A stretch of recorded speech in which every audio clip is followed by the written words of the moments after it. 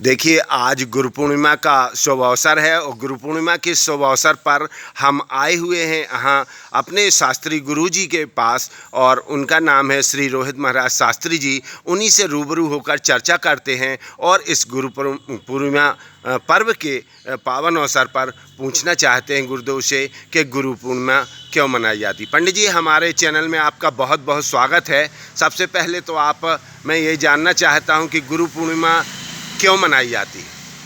हमारा सबसे पहले सभी चैनल वालों को जो है आशीर्वाद है, सदा कल्याण हो, सदा सुखी रहें। गुरु पूर्णिमा का पर्व ये सनातन का बहुत बड़ा पर्व है। ये गुरु पूर्णिमा का सनातन का बहुत बड़ा पर्व है।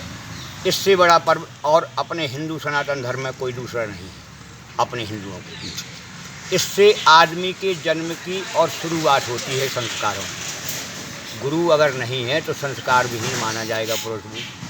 गुरु हमें हमारा जो है ज्ञान देता है, मार्ग की शिक्षा देता है, दीक्षा देता है। और ये अपने गुरु के प्रति एक जैसे मान के चलो कि हम कोख नहीं डराते, तो इसमें एक डर का भाव भी बना रहता है कि मर्यादा नहीं अपनी कभी खंडित होती है। अगर गुरु से आप सही तरह से आप पेश आते हैं तो आप कितने भी बड़े हों, कितने भी आप पदाधिकारी हों, कितने भी आप नेता मंत्री हो, लेकिन गुरुओं को सभी जो है दंडवत प्रणाम करते हैं। इसलिए कि गुरु सबसे बड़ा, गुरु ब्रह्मा गुरु विष्णु गुरुदेव महेश्वरा गुरु साक्षात परब्रह्म तस्मै श्री गुरुवे नमः। ये व्यास जी के ज़माने से चला रहा है, सनातन काल से चला रहा है। अभी से नहीं है कि अभी अब मनाने लगे। और ये जो अपने वेद व्यास जी हैं, पुराणों के रचने वाले, जिन्होंने 18 पुराण और शास्त्र वगैरह दुनिया के बनाए, जिन्होंने सारा उपदेश दिया, इनके आज जन्मदिन भी है व्यास जी का। तो उसी व्यास जी के जन्मदिन पर वो सबके गुरु थे। और ब्राह्मण जो होता है वो जगत का वैसे ही गुरु होता है। जगत गुरु ब्राह्मण, ब्राह्मण गुरु सन्यासी, सन्यासी गुरु अविनाशी हैं। तो वो तो जगत का ग्रस्त प्राणी के लिए एक मार्ग धर्म रक्षक जो है। जैसे अपन चौराहे में भटक जाते हैं तो अब रास्ता कौन बताए, कौन से न कौन से, तो पूछो तुम भैया, पूछोगे ना कि हम किस तरफ को जाएँ फलानी जगह। और अगर नहीं पूछ रहे हो तो भटक जाओगे। अब 4 रास्ते हैं अपने पास, काम क्रोध लोभ मोह हैं। अब इन 4 रास्तों में आपको कौन सा रास्ता पकड़ना है। और भी रास्ते आगे मिलेंगे, फिर दूसरा चौराहा मिलेगा, उसमें जो है मोह माया मत्सर अभिमान ये मिलेंगे। फिर आगे और जाओगे तो एक जगह फिर आपको ज्ञान मिलेगा, दीक्षा मिलेगी, संस्कार मिलेंगे, भागवत कथा होती मिलेगी। तो पहले अधर्मों का वास आता है, उसमें जो प्राणी भटक जाता है वो संसार में फिर भटकता ही रहता है। अगर गुरु नहीं है तो ज्ञान नहीं मिलेगा उसको। आप पूजा पाठ करते हैं, आप कोई दान पुण्य करते हैं तो आपका वो आधा ऐसे ही चला जाएगा। हैं, खर्च पूरा करेंगे मिलेगा आधा, क्या मतलब निकला जी। छोटी सी आपसे बात करना चाहते, गुरु पूर्णिमा में आपके भी अनेक हजारों शिष्य आपसे आए और आपका आशीर्वाद मिला।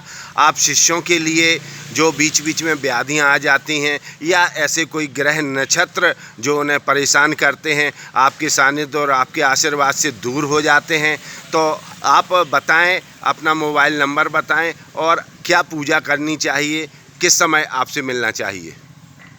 आप मिलने के लिए तो मैं घर पे जो है सुबह से और 11 बजे तक घर पर मिलता हूँ। इसके बाद मैं अपने शहर में निकल जाता हूँ शिष्यों के पास, जहाँ जो काम हुआ जैसा हुआ। और अगर ज़्यादा परेशानी है तो कुंडली दिखाना चाहिए। और कुंडली यदि नहीं है किसी की तो फिर स्वतः मतलब राशि का नाम पता होना चाहिए असली जो हो।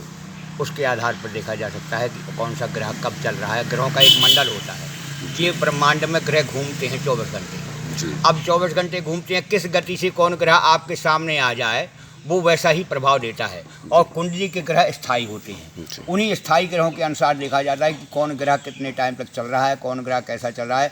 आपको शनि की दशा कब आ रही है, गुरु की दशा कब आ रही है, मंगल की दशा कब आ रही है, दुनिया जो 9 ग्रह हैं पूरे, इनकी सबकी देखना पड़ती है गति। आप किस बाधा से परेशान है, कौन सा ग्रह कौन सी बीमारी देता है, कौन सा ग्रह को जो है आपको लाभ देता है, कौन सा ग्रह जो पद दिलाता है, कौन सा जो पद से उतार देता है। ये सारे काम ग्रह करते हैं। भगवान ने ब्रह्मांड की रचना कर दी। अब उस रचना को, इतना बड़ा ब्रह्मांड है, इतनी बड़ी जनसंख्या है विश्व में, अब कौन देखेगा उसको, कौन संभालेगा।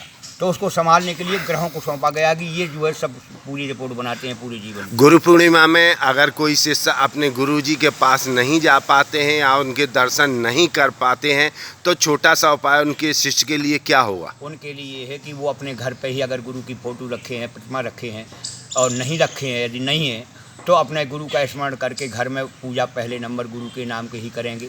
और वहीं से अपना फूल पाती जो कुछ चढ़ा देंगे, वहीं सब कुछ जो है आरती अगरबत्ती लगा देंगे, उनका चरणों दग ले करके भगवान का पान कर लेंगे हैं।